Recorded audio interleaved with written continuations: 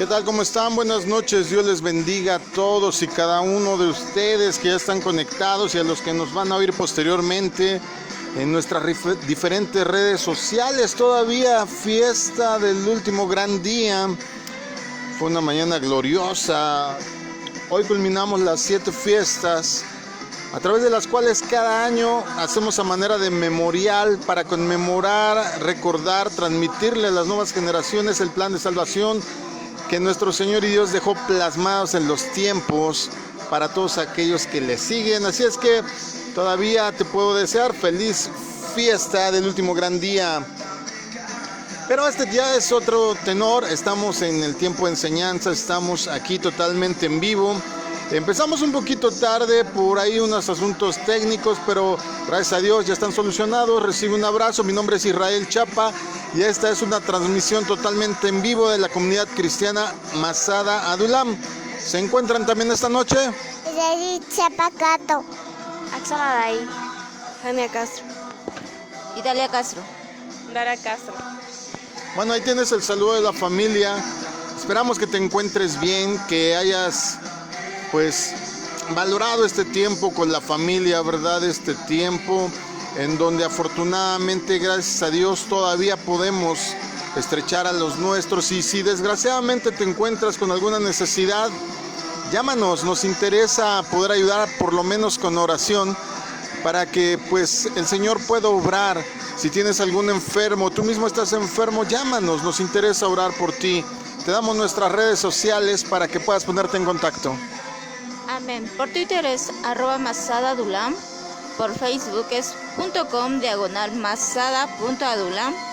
El número del WhatsApp 55 83 88 20 35 y el de línea directa 55 76 90 95 89. El email es masadadulam@gmail.com, todo con minúscula, S en Masada en todas nuestras redes, y por YouTube es Israel Chapa, todo con mayúscula, una sola R. Bueno, ahí tienes todas nuestras redes, no, son las que damos más comúnmente para que te pongas en contacto. Si quieres contactar nuestro blog, ver las enseñanzas, también ahí checa nuestra página en Facebook. Ahí tenemos casi cada semana los posts, las ligas para que te puedas dirigir a nuestros sitios de blog escrito en WordPress y en Wix sobre todo. Bueno, seguimos con este tema del cielo y del infierno. Tenemos solo 2 semanas, esta sería la tercera que estamos hablando de este tema, ya lo habíamos tocado anteriormente, pero créanme que las preguntas fluyen como si fuera río. En muchos casos hay muchas personas que me habían dicho que no habían escuchado nada de lo que estamos enseñando, o por lo menos no con el enfoque que le estamos dando de acuerdo 100% a la Biblia, no a ideas, no a tradiciones, sino a la Biblia nada más y solamente ella.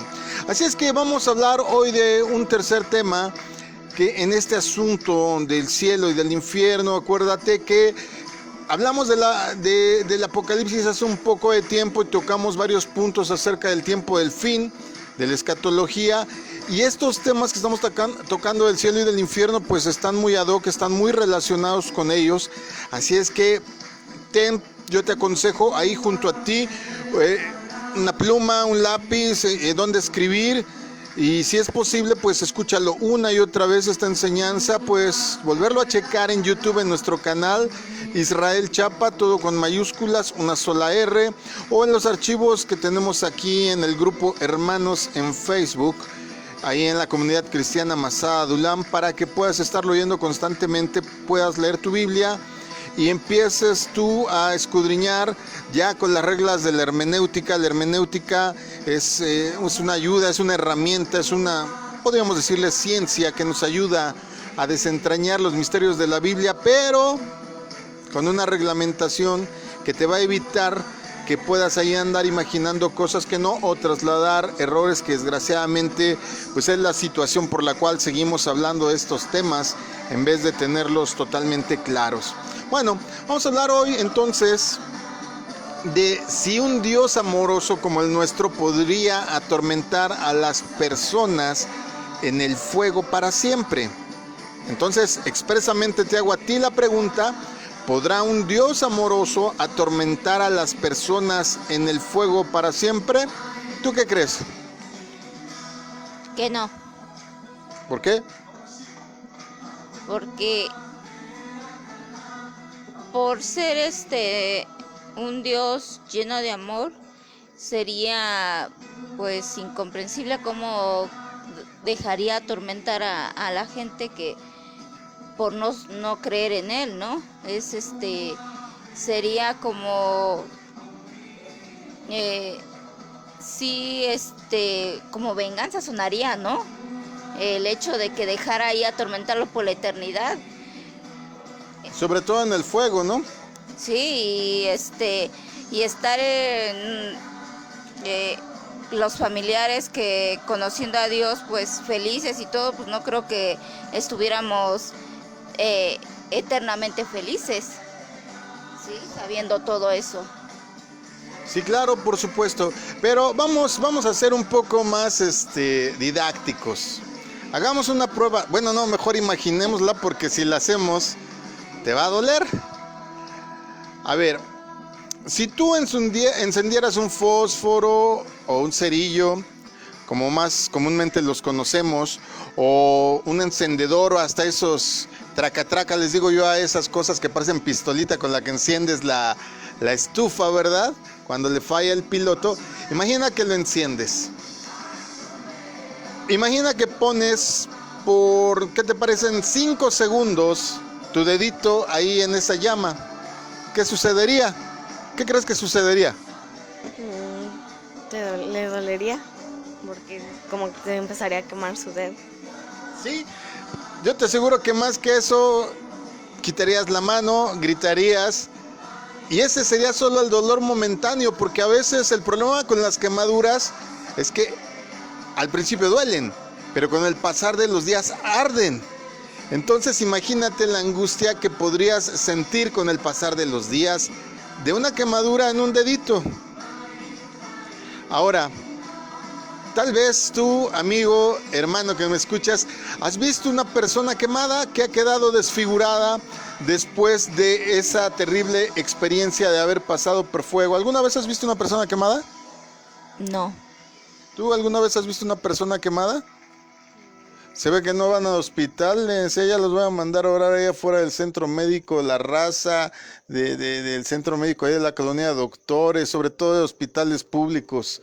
Les falta barrio, diría mi mamá.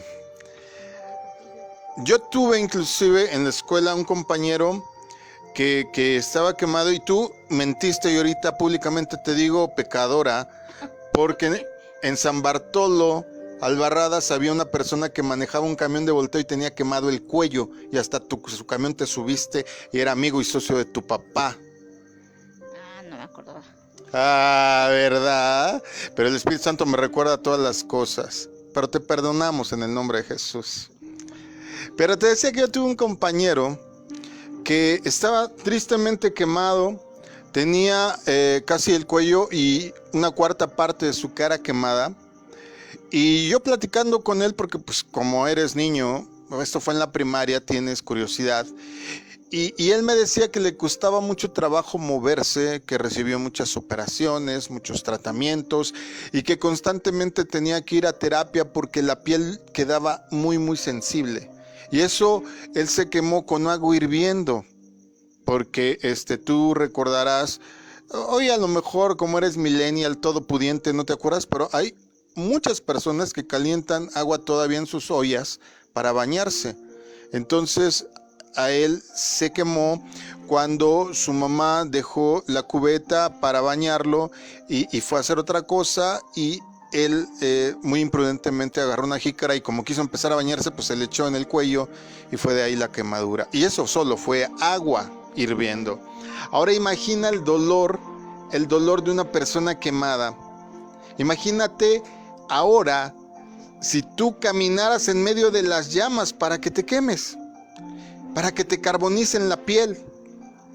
¿Qué clase de agonía crees que sentirías si eso durara unos segundos? Si con 5 segundos que nos imaginamos en este ejercicio del dedito, estaría yo seguro que mínimo una semana estarías con las molestias y con el dolor solo de exponerte al fuego 5 segundos. Ahora imagina que ese asunto, que estar expuesto a las llamas no fueran solo unos segundos. Imagina que fueran unos días, unos años o quizá toda la eternidad. Nada más de pensarlo es horrible. Creo yo que de todas las formas de morir es la peor, quemado. Solo el imaginarse que alguien quiera torturar a otro por ese medio es devastador. Entonces, si no coincide en nuestra mente esa posibilidad de herir a alguien, de atormentar a alguien con ese método, ¿por qué hay tantas personas que están dispuestas a aceptar la idea de que el Dios que adoran y al cual tienen en tan alta estima sería capaz de infligir semejante castigo, no solo a unos pocos, sino a una gran multitud de personas que mueren diariamente? ¿Por qué creen eso? ¿Cómo puede encajar esto con la descripción que nos encontramos a lo largo de toda la Biblia con referencia a un Dios infinitamente amoroso y misericordioso? Tristemente, por siglos se ha enseñado el punto de vista tradicional, y subrayo tradicional, de que el infierno es un caldero hirviente o un lugar con llamas interminables de sufrimiento eterno. Tal vez el primero que expuso la teoría a los cristianos fue un teólogo llamado Tertuliano, que vivió entre los años 160 y 225 después de Cristo. Más adelante, en el tercer siglo, encontré otra referencia de Cipriano de Cartago, que escribió esto. Fíjate, este Cipriano de Cartago escribe así: los condenados se quemarán para siempre en el infierno. Las llamas devoradoras serán su destino eterno. Sus tormentos no disminuirán ni tendrán fin. Bueno, yo dramaticé, ¿verdad? No sé si así lo escribió con ese ánimo, pero me suena a un cuento de espantos, me suena a una narrativa de estas de terror. Este punto de vista tristemente ha sido reconfirmado una y otra vez. Por ejemplo, fíjate, en un edicto del Concilio de Constantinopla, lo que hoy en día es Estambul, en el año 543 se lee lo siguiente: cualquiera que diga que el castigo de los demonios y de los impíos no será eterno, sea anatema, es decir, sea maldito. Vamos más adelante, 1215. El Concilio de Letrán reafirmó su creencia, ojo, vuelvo a subrayar creencia, tradición, no es referencia bíblica, escúchame bien. Por eso te digo creencia y lo subrayo, hace ratito tradición. Pero este concilio tiene estas palabras, lo puedes leer, está en internet, todo el material, nada más es cuestión de que quieras buscar. 1215, Concilio de Letrán. Dice: los condenados irán al castigo eterno con el diablo. Más para acá todavía, en 1530, en la Confesión de Augsburgo, dice lo siguiente: Cristo regresará para dar vida eterna y gozo imperecedero a los creyentes y a los elegidos, y condenará a los hombres impíos y a los demonios al infierno y el castigo eterno. Subrayo, castigo eterno. Fíjate la idea repetitiva. No solo se habla del sufrimiento, sino que ese sufrimiento es eterno. Fíjate en esto. Y ahorita vamos a leer la Biblia para ver si es cierto que dice eso. Las enseñanzas de este tema han variado inmensamente con el pasar de los años. Depende del teólogo, depende de la idea del historiador que uno lea. Pero hablando en términos generales, pues ahora sí que más o menos la creencia es esta. La más comúnmente aceptada es la siguiente: el infierno es un lugar en que las personas son torturadas, pero nunca consumidas. Por lo tanto, su suplicio es eterno y las llamas nunca se extinguen. Más, menos, palabras más, palabras menos, pero es el concepto generalizado que se tiene acerca del infierno. Este asunto del infierno ha sido discutido ampliamente. Ya no el asunto de la eternidad, del sufrimiento, eso la vasta mayoría tristemente coinciden en eso. ¿Qué es lo que se ha discutido? El lugar. ¿Dónde estará el infierno? Muchos tienen la idea de que es en el sol, otros creen que está dentro de la tierra en una gran cámara subterránea. La descripción más clara, tristemente, para vergüenza del cristianismo, es detallada acerca de este lugar, no en la Biblia, sino en un libro del siglo XIV y que tal vez tú conoces porque lo dejan mucho leer en la escuela, La Divina Comedia del poeta italiano Dante Alighieri. Dante escribió un viaje imaginario, subrayo, imaginario, a través del infierno repleto de personas sometidas a sufrimientos indescriptibles. Qué triste que el concepto, digamos, más vívido, más fehaciente, más aceptado, no procede de la Biblia. El concepto popular del infierno es una mezcla de pequeñas porciones de Biblia, pero combinadas con ideas paganas e imaginaciones humanas. Como veremos a continuación, señores del jurado, esto ha producido, ahí me sentí así como en juicio, ¿verdad? Como que estamos enjuiciando esta doctrina equivocada. Pero ¿por qué no? La palabra de Dios dice que siempre tiene que haber quien juzgue, ¿sí? Siempre tiene que haber quien juzgue la palabra. Y yo tajantemente, ahorita si Dios me lo concede, poniéndome en ese papel, digo, señores del jurado, voy a demostrar en este momento que la teoría del sufrimiento eterno en el infierno es totalmente fuera de la Biblia, es decir, no bíblica y por tanto plagada de errores, plagada de imaginaciones. Bueno, ya, dejemos la solemnidad. ¿Qué ha pasado con este asunto? Pues que tristemente las personas no leen. Yo espero que a ti te guste leer, pero las personas no leen. Desde que vamos a la escuela, y estoy hablando de la actualidad, te dejan un resumen de un libro y te vas al internet a sacar el resumen de alguien más. Bueno, hasta hay un sitio que se llama El Rincón del Vago donde te dan hasta ensayos acerca de algún tema, gratis a disposición. Mucha gente, y tristemente este concepto de que no leen es verdad, tan verdad, que la gente prefiere creer más de dichos, aunque sean inverosímiles, y del cual se han aprovechado muchos políticos, muchos manipuladores de todo tipo, para poder mangonear a su antojo a las personas, porque las personas no se informan, no leen, solo creen en lo que escuchan. Y hablando de errores, mira, este de veras, por eso lo dejé hasta ahorita.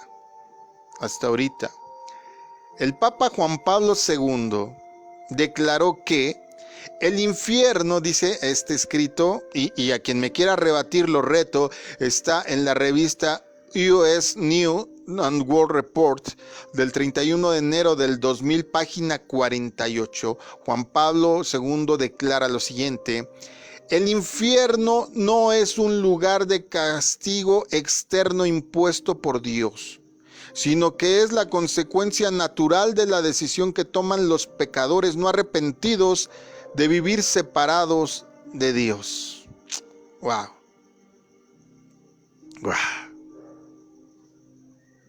Vayamos a otros de plano rechazan por completo la doctrina del infierno y creen que todos serán salvados. ¿Te fijas los dos puntos, los dos extremos? Unos dicen que no, que el infierno, que el sufrimiento, que es eterno, que la gente va a ser deshecha y formada de nuevo para volver a sufrir por toda la eternidad. Esta doctrina me parece sádica. Pues esta doctrina, ¿de quién es tú? ¿Del Marqués de Sade? ¿De Nicolás de Maquiavelo? ¿De quién? Porque de la Biblia no es. Pero por el otro lado, pues hay personas que se han opuesto totalmente a este concepto y optan entonces por creer que no hay infierno o de plano que todos van a ser salvos. Quiero decirte una cosa más acerca de este aspecto. Una interpretación más moderna rechaza la idea del tormento físico. Alega que la tortura del infierno es mental. Vas a sufrir en tu mente porque vas a estar separado de Dios. Es decir, unos creen que es sufrimiento eterno, otros dicen que pues no, todos van a ser salvos, y otros más dicen que no, que va a ser un sufrimiento mental. O sea, de plano desaparecieron al infierno. O sea, ¿a quién le hacemos caso, verdad? Aquí parece tamal de chile de mole y de manteca. ¿A cuál le hacemos caso? ¿Por qué es que hay tantas diferencias en la enseñanza del infierno? La razón es la siguiente. Al igual que sucede con la creencia del alma inmortal, que ya espero te haya quedado claro desde hace 8 días, que la inmortalidad del alma no es algo con lo que naces y que sea tuyo. Te tienes que ganar esa inmortalidad, esa vida eterna. El alma por default no es eterna.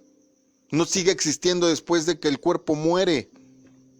Nada de que y perdón si hay por ahí algún católico tradicional, nada de que tus seres queridos te van a venir a visitar dentro de unos pocos días, el 1 y el 2. Ay, qué bonita es la película de Coco, pero, ay, Dios mío. La gente prefiere creer en tradiciones que leer, que investigar.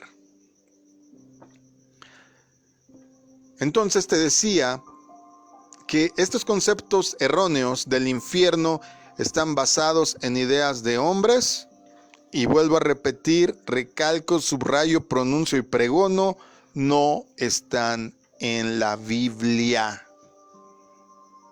Y si tú me dices, pastor, pero yo he leído que ahí en la Biblia menciona un infierno, ahorita te voy a mencionar esos apartados, te voy a leer el contexto y vas a darte cuenta tú solito si es verdad o no. Una de las descripciones, por ejemplo, más gráficas de los tormentos del infierno, tal como lo han concebido los hombres, fue dada tristemente por un teólogo, se supone que un estudioso de la Biblia, un especialista, llamado Jonathan Edwards, y que hasta el día de hoy es muy consultado en sus escritos, pero ponte a pensar que estos escritos son de 1741. Era puritano. ¿Qué es un puritano? Bueno, ¿has visto? Todos han comprado de esa avena que se llama Quaker, todos productos Quaker. Los cuáqueros son estas personas que se vestían de negros, que sí eran cristianos evangélicos, pero eran sumamente radicales en sus ideas. Y por ejemplo, este hombre, Jonathan Edwards, él sostiene la idea o el concepto de que los pecadores están en las manos de un Dios furioso. Mira, te voy a leer algo de él. Él dijo en un sermón, está registrado el sermón, están los escritos del sermón, en 1741 lo siguiente en este asunto: pecadores en las manos de un Dios furioso. Fíjate cómo lo escribe. El arco de la ira de Dios está tenso y sus flechas han sido preparadas por un Dios furioso. Nada excepto su voluntad impide que en este momento usted sea sumido en la destrucción permanente. El Dios que lo mantiene a usted suspendido sobre el abismo del infierno, como quien mantiene una araña o algún insecto odioso sobre el fuego, lo aborrece a usted y ha sido provocado espantosamente. La ira que siente por usted arde como el fuego. Él considera que usted no merece nada distinto excepto ser lanzado al lago de fuego. ¿Cómo no se iba a espantar la gente?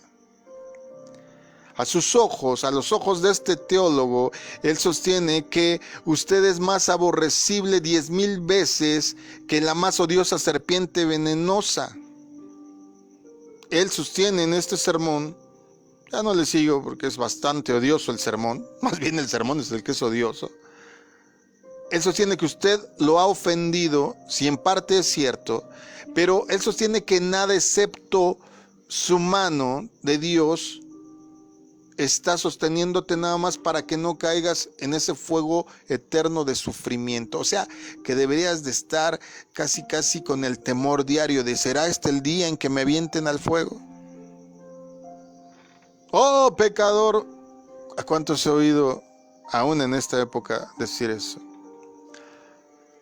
Considere, dice él todavía, el espantoso peligro en el que está usted, suspendido por la mano de Dios sobre un horno gigantesco de ira, un foso ancho y sin fondo, lleno de la ira de Dios. Usted está pendiendo de un hilo delgado, rodeado por las llamas de la ira divina que se alzan amenazadoras, listas en cualquier momento para quemar ese hilo que lo sostiene a usted, se rompa y sea eternamente,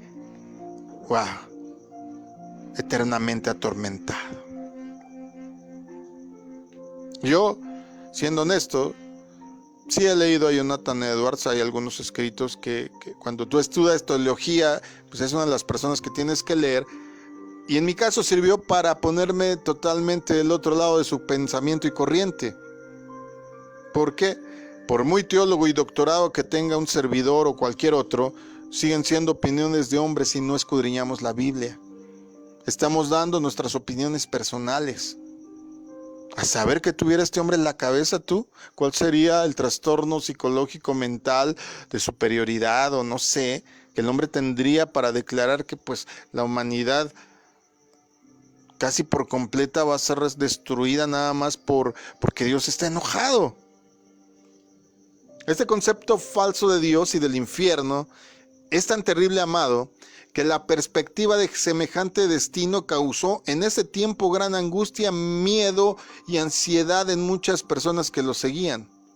El énfasis desmedido del infierno y la condenación unido a una excesiva autocrítica de esta persona hiper mega religiosa condujo a muchos a la depresión clínica, al suicidio y, según registra el libro de Karen Armstrong llamado Historia de Dios en su edición de 1993, página 284, era muy común suicidarse porque uno no llenaba las expectativas de acuerdo a estas personas que predicaban, a este teólogo y a todos sus seguidores, y pues preferían morir. Pero no ha distado esto mucho. ¿Cuánto nos encontramos bien hiper mega religiosos que también son buenos para condenar a todo mundo, pero para solitos autosujetarse a lo que ellos mismos predican? Está en chino. Son los únicos que se van a salvar y todos los demás nos vamos a morir. Ah, bendito. Pero te decía que estos no han sido los únicos en sentirse atormentados por el temor al fuego del infierno. Desde que este concepto no bíblico, vuelvo a subrayar, no bíblico, se ha incorporado a las enseñanzas de la fe, muchas son las personas que se han aterrorizado por él. Al igual que Jonathan Edwards, muchos otros predicadores hasta el tiempo de hoy y de maestros se han valido de métodos parecidos para intimidar a las personas y hacer creer que a través del miedo ellos tienen que obedecer. Yo alguna vez le pregunté a alguien que por qué daba información no tan precisa acerca de la Biblia, acerca de lo que iba a pasar al finalizar la vida, y le hacía yo ver el punto en donde por ningún lado se hablaba de un tormento eterno, si bien el lugar existe, el lago de fuego existe, pero el proceso es muy distinto. ¿Saben qué me contestó? Es para que tengan miedo y no pequen. Me suena a los años pasados represivos, tanto de gobiernos, de instituciones. No, lo que mejor te sirve para tomar decisiones es estar informado. Entonces, una de las razones por las que ha sobrevivido esta idea, casi a mi modo de ver cavernícola, acerca del infierno, es porque mucha gente cree que tal enseñanza detiene a las personas de pecar. Muchas personas fomentan el temor al castigo eterno. Tú sabes quiénes van y tocan en tu casa y lo primero que te dicen, ¿usted sabe dónde va a ir cuando muera? ¿Sabe el verdadero nombre de Dios? Y sí sabe que usted va a ir al infierno, porque luego te salen con esa los testigos de He-Man, porque del Señor no son de He-Man o de Skeletor o de... Bueno, ahí los ochenteros entendieron la referencia de esta caricatura. Te hago la pregunta, ¿puede un Dios compasivo torturar para siempre? ¿Será posible reconciliar el concepto de Dios que aterroriza a las personas con el miedo del tormento eterno en el infierno, con el compasivo y misericordioso Dios que sí es mencionado en la Biblia? El Dios verdadero es un Dios de amor, permíteme decirte. Él, contrario a lo que estos predicadores y teólogos manifiestan, no quiere que ninguno perezca. Fíjate cómo sí lo registra esto la Biblia en la segunda carta de Pedro, capítulo 3, verso 9. El Señor no tardará en cumplir su promesa, según entienden algunos la tardanza. Más bien, Él tiene paciencia con ustedes, porque no quiere que nadie perezca, sino que todos se arrepientan. Nos dice que debemos de amar incluso a nuestros enemigos. Mateo 5:44 lo registra.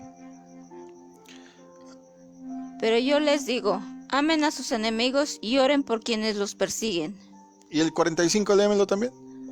Para que sean hijos de su Padre que está en el cielo. Él hace que salga el sol sobre malos y buenos, y que llueva sobre justos e injustos. Sin embargo, el concepto tradicional del infierno nos haría creer que Dios castiga a sus enemigos de una manera cruel, vengativa y por toda la eternidad.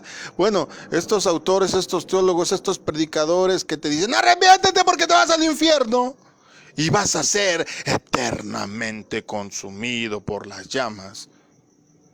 No sé, quizás su maestro fue el Marqués de Sade, Maquiavelo, Darth Vader o algún otro. ¿Cómo se llamaba de Darth Vader? El Palpatine. O no sé quién. Pero ese no es un concepto que venga a la Biblia y no puede salir de mi Dios. El tormento eterno no es algo que provenga de Dios.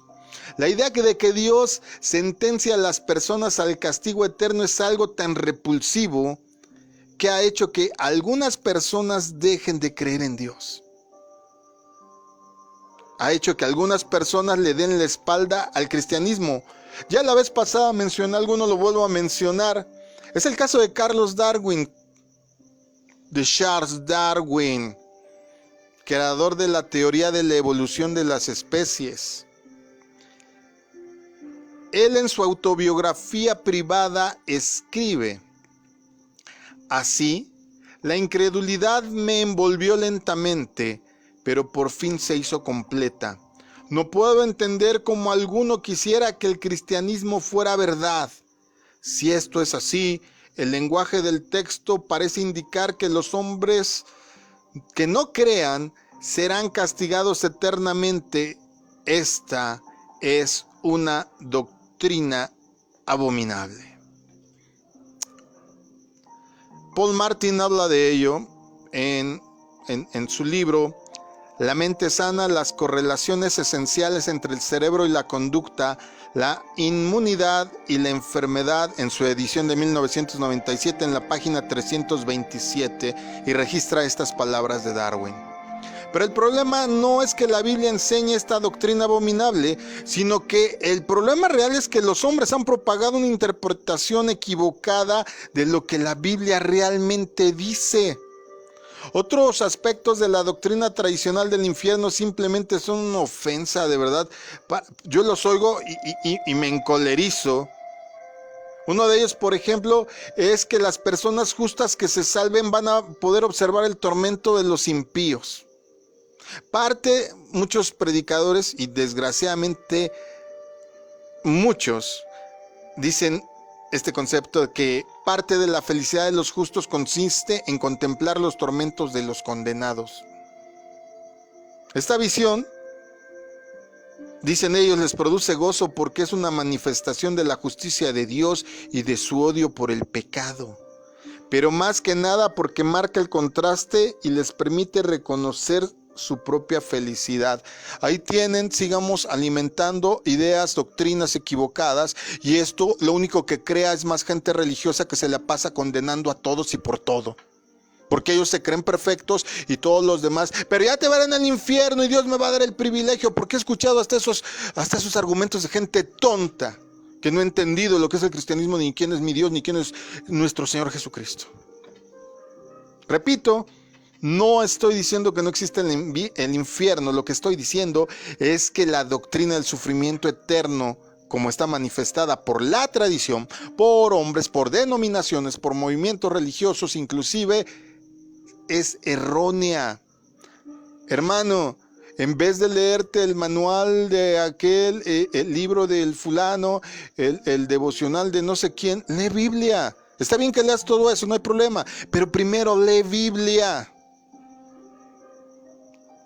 Si no has leído la Biblia por lo menos una vez en lo que llevas de cristiano, de pe a pa, ¿cómo quieres que no te envuelvan y que no te engañen con conceptos equivocados, o que tú mismo no entiendas los conceptos adecuados si la lees como cualquier libro? Te pones a leerla como cualquier libro de Octavio Paz o de Vargas Llosa y no tienes el cuidado de escudriñar, de ir a los lenguajes originales, de ir a las capacitaciones cuando se te dan en la congregación, de no ir inclusive a congresos, aunque no sean de tu congregación, en donde hay gente que es reconocida en cierta materia. ¿Cómo quieres? Yo hasta el día de hoy, con todo y doctorado, sigo yendo a congresos. Fui a uno donde me otorgaron, por ejemplo, un reconocimiento sobre lenguas hebreas, hebraísmos en la Sociedad Bíblica de México. ¿Y sabes qué? Y sigo diciendo, wow, ¿cómo sabe el doctor Manuel Pagán, por ejemplo, que es un gran hebraísta? ¿Por qué? Porque la Biblia es tan preciosa y es tan profunda que entre más estudias, más quieres saber y más te convendría aprender. ¿Cuál es el problema de todo este razonamiento? De este asunto de que los buenos van a ver sufrir a los malos. Bueno, ahí te va. Muchos padres tendrían que presenciar el sufrimiento de sus propios hijos.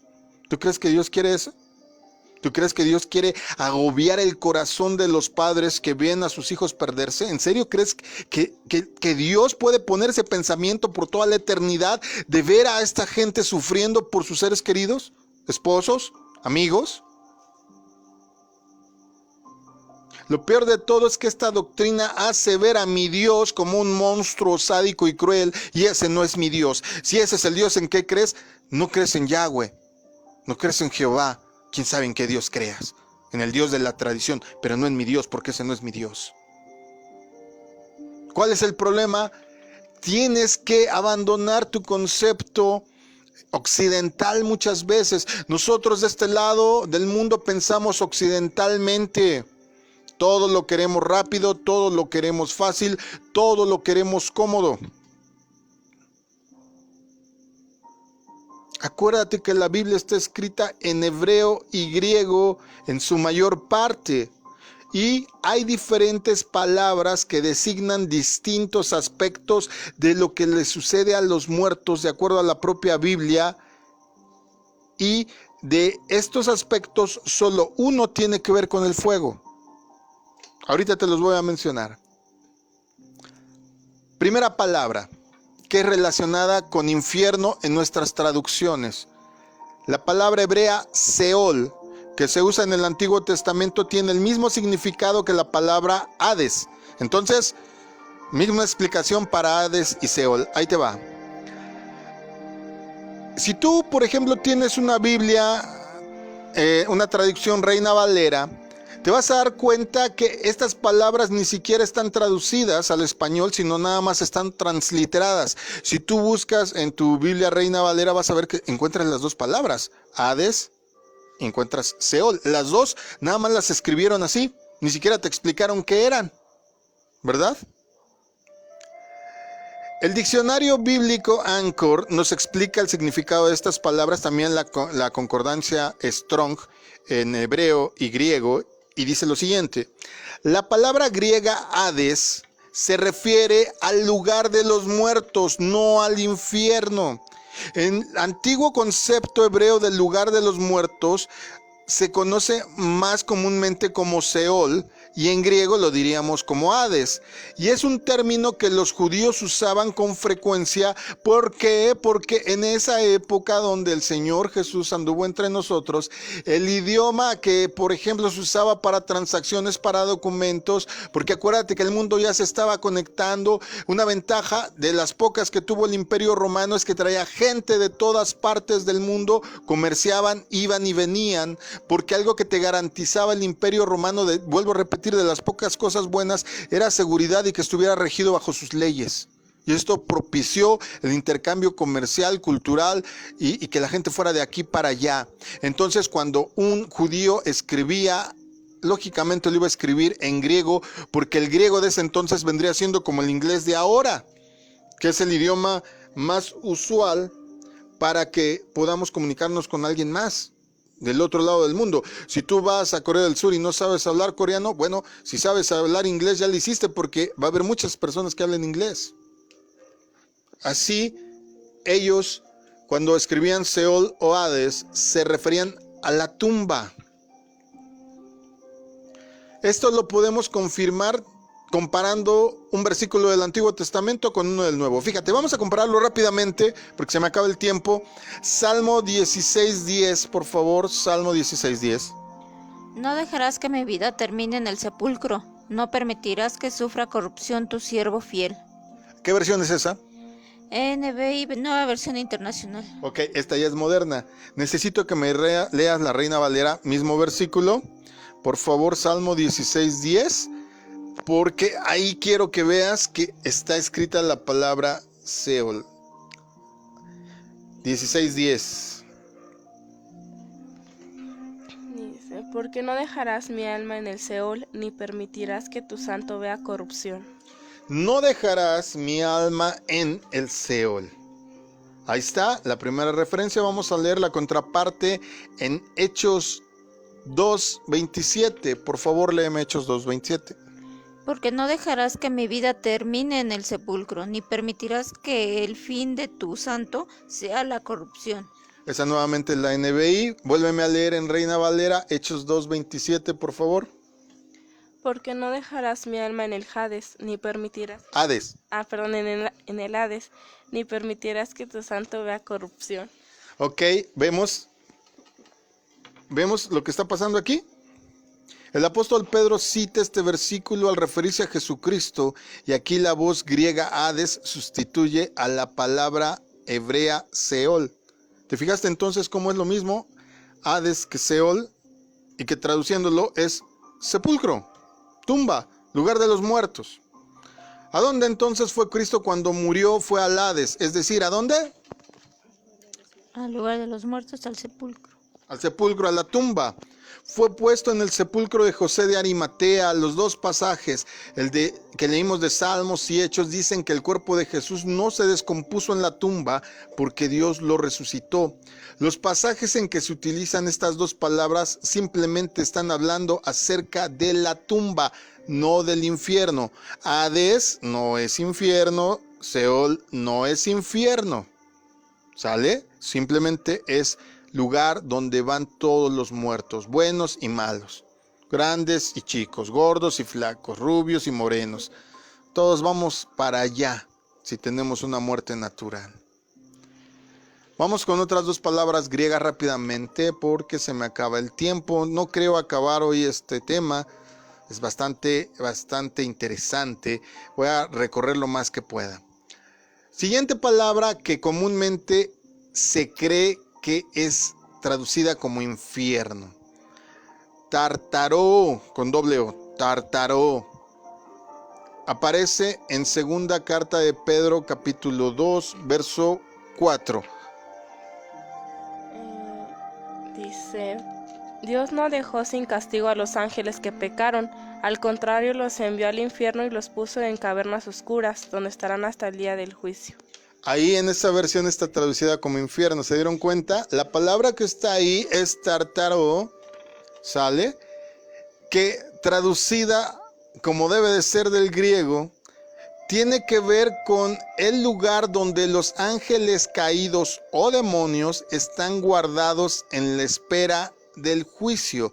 Tártaro es un verbo. que significa confinar en el tártaro. O sea, tártaro con doble O es el verbo y la palabra tártaro es el lugar, y esta es utilizada en la mitología griega para designar el lugar en que los dioses rebeldes están confinados. El apóstol Pedro utilizó la mitología contemporánea, porque recuerda que estaba muy de moda la filosofía griega, para mostrar que los ángeles pecadores, a estos rebeldes, Dios los entregó, como dice, a prisiones de oscuridad para ser reservados al juicio. Los ángeles que pecaron están en un lugar o condición de restricción en espera del juicio final por su rebelión contra Dios y su influencia destructiva en la humanidad. Tártaro se aplica únicamente a los demonios. En ninguna parte se usa para referirse a un fuego infernal en que los seres humanos son castigados después de la muerte.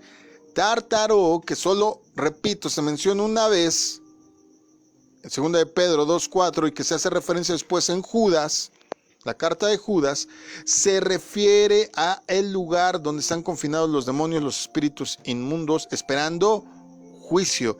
Ahí no hay seres humanos. ¿Verdad que estaba poniendo interesante esto?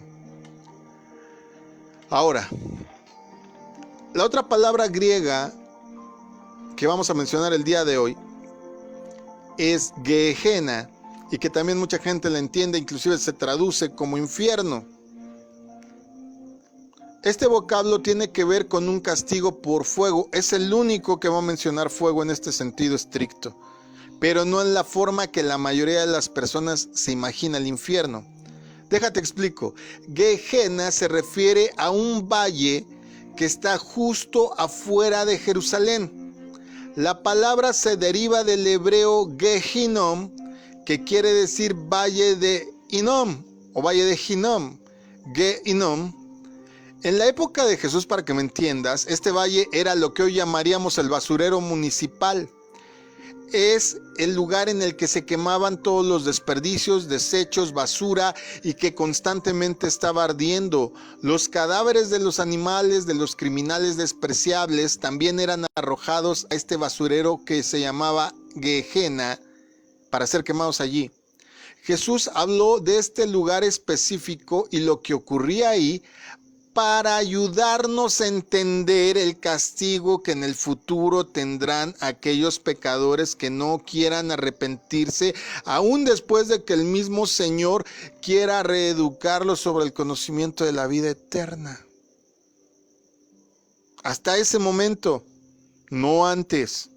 Y solo a los que insistan, inclusive después de ser reeducados, después del regreso de Cristo, después del reino milenial, ese va a ser el castigo, pero solo para aquellos después de tanto y tanto y tanto, pues ya lo dice el dicho, ¿verdad? Tanto va el cántaro al agua hasta que se rompe. Marcos 9, 47 y 48 también nos dice lo siguiente. Si tu ojo te hace pecar, sácatelo. Es mejor entrar con un solo ojo al reino de Dios que tener los dos ojos y ser echado al infierno. Allí los gusanos que se comen el cuerpo no mueren nunca y el fuego jamás se apaga. Aquí empiezan los problemas de interpretación.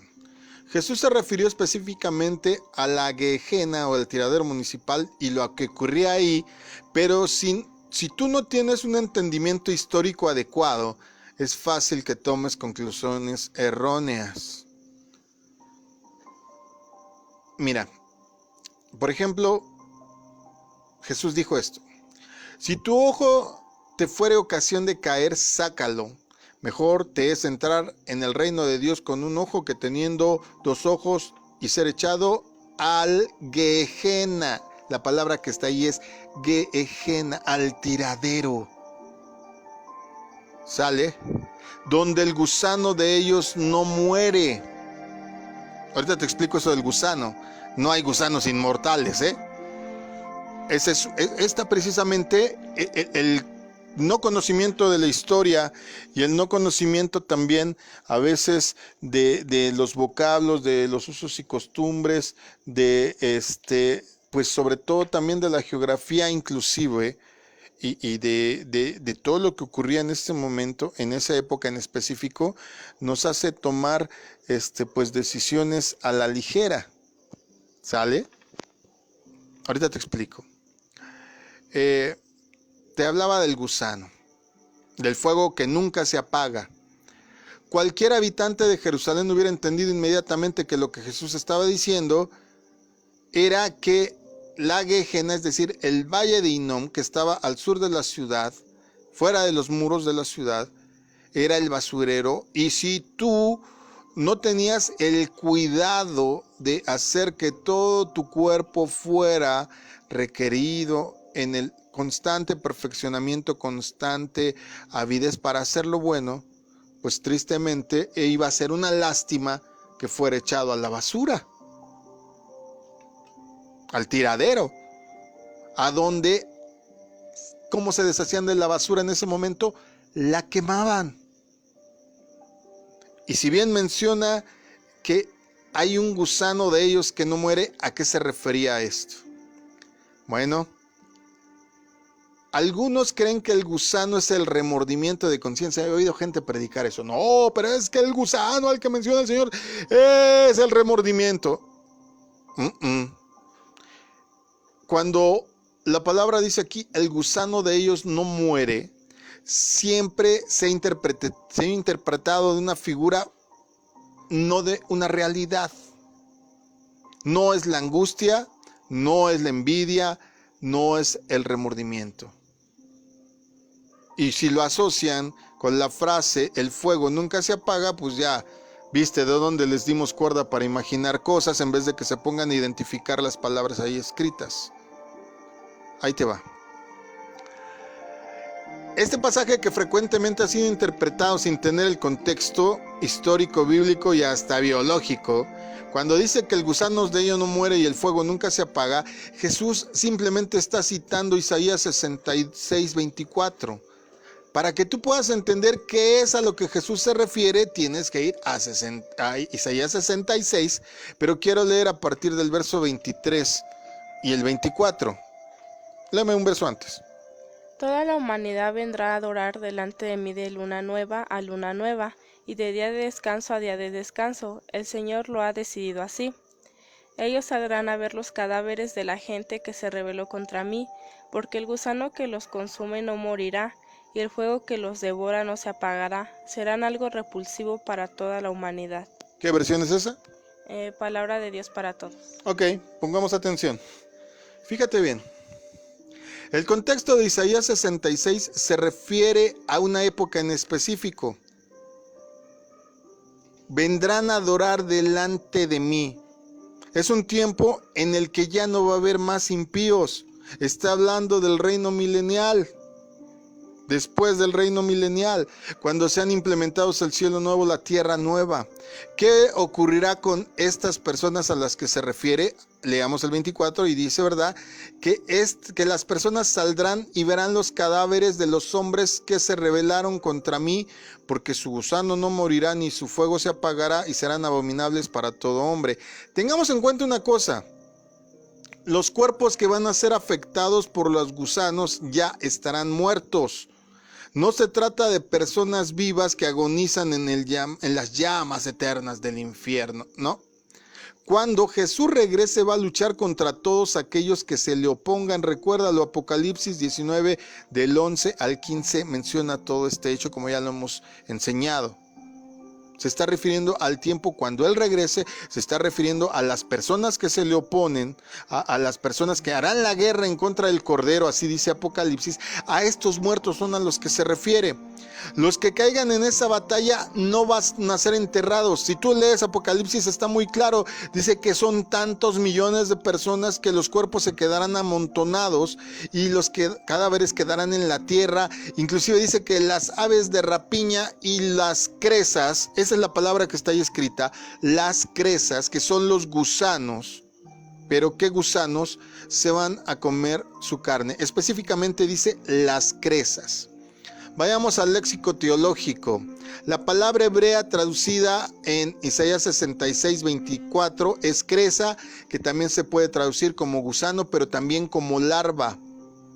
Ni Isaías ni Jesús estaban hablando de gusanos inmortales. Los gusanos o larvas que se mencionan nunca morirían porque se convierten en moscas.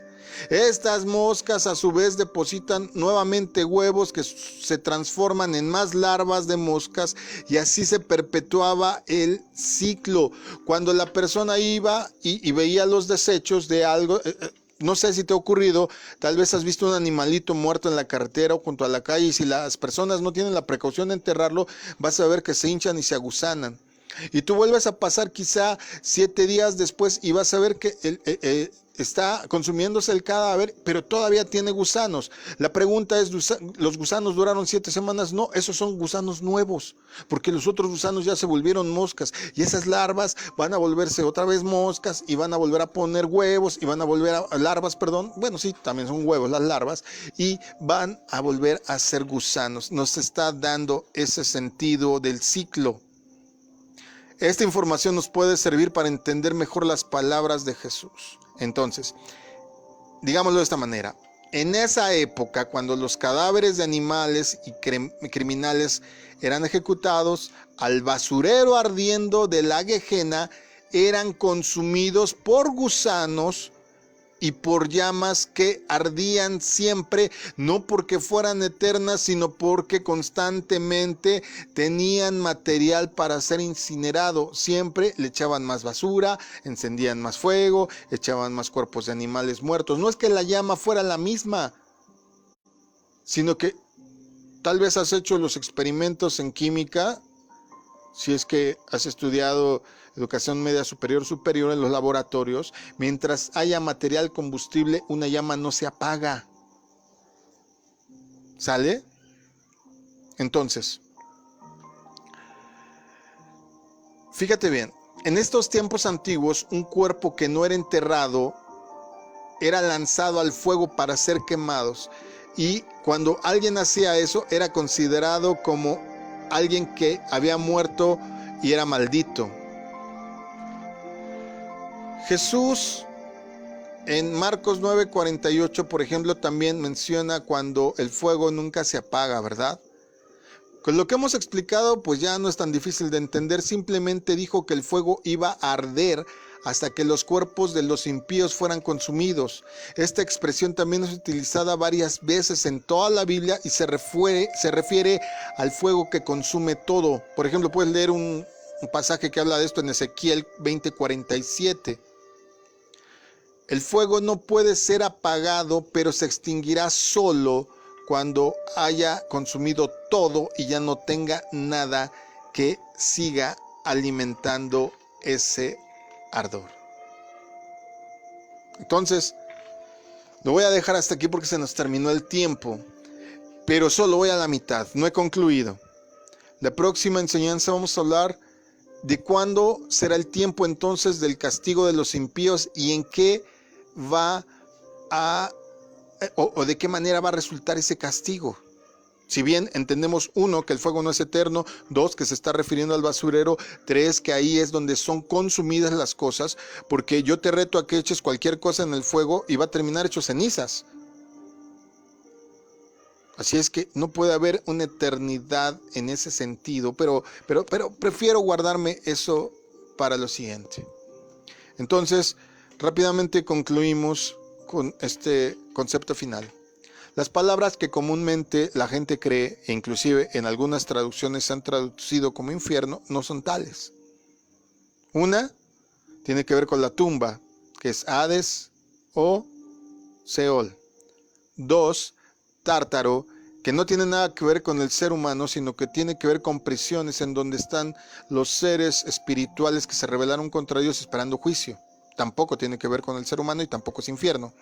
Y 3, la única que tiene que ver con fuego es esta palabra Gehenna, que literalmente significa Valle de Hinnom, que es el tiradero municipal en esas épocas, en donde eran desechados los cuerpos y se les prendía fuego, y si el fuego no acababa con ellos, los gusanos acababan con ellos. pero vamos a explicarlo más a profundidad. Dios no es un Dios sádico. Si tú crees que el Señor se va a gozar y deleitar en estar haciendo que una persona sufra en la eternidad, a pesar de que no le haya obedecido, a pesar de que se haya revelado, yo sé que vamos a la mitad, pero ya podemos concluir que no es verdad, habiendo tantas citas acerca de la misericordia de Dios. Si va a haber un castigo para los incorregibles, sí, ya leímos la cita, pero vamos a ver quiénes entran en ese catálogo de los incorregibles. Todavía no hemos concluido, así es que no me quiero adelantar tanto para que puedas tú sacar tus propias conclusiones. Si puedes leer, voy a subirlo en el texto hasta donde vamos, y si puedes escuchar esta enseñanza y sobre todo, como te decía, con la Biblia en la mano, con tus apuntes. No me interesa convencerte de nada. Yo predico Biblia, no predico ideas, no predico doctrinas de un movimiento, de una denominación. No, yo solo predico Biblia, y si hay que predicar Biblia, pues hagámoslo con la mayor excelencia posible para que, aprendiendo bien la gente, aprendiendo bien el pueblo, pueda edificarse, madurar, desechar ideas equivocadas y a través de una más correcta enseñanza pueda llegar a la luz, a la justicia y a la verdad. Mi nombre es Israel Chapa. Fue un gusto estar en este tiempo. No te pierdas la segunda parte de esta enseñanza. También estuvieron esta noche Israel Chapacato. Axema Daí, Jania Castro, Lara Castro Y Dalia Castro. Que el Señor te bendiga, que te guarde. Todavía mañana tenemos enseñanza básica. Si te están haciendo cortocircuitos los cables en la cabeza, tal vez mordiste más de lo que podías comer, no te preocupes, poco a poco vas entendiendo todo esto. Mañana tenemos todavía discipulado básico, enseñanzas básicas de la Biblia.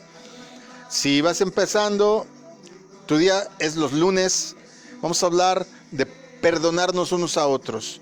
Ahora estamos, ¿verdad?, con la regla de oro y estamos desglosándolo en cada programa. Este discipulado, este módulo tiene que ver precisamente con el accionar, con el comportamiento de cómo debe ser un cristiano. Así es que, si Dios lo permite y tú quieres, te esperamos mañana 8 de la noche en el programa Plan de Vuelo, que es discipulado básico. Todavía fiesta del último gran día. ¡Wow! Voy a terminar con un pancito rico y un café. Ojalá y cenes rico también tú. Dios te bendiga y nos oímos mañana. Shalom.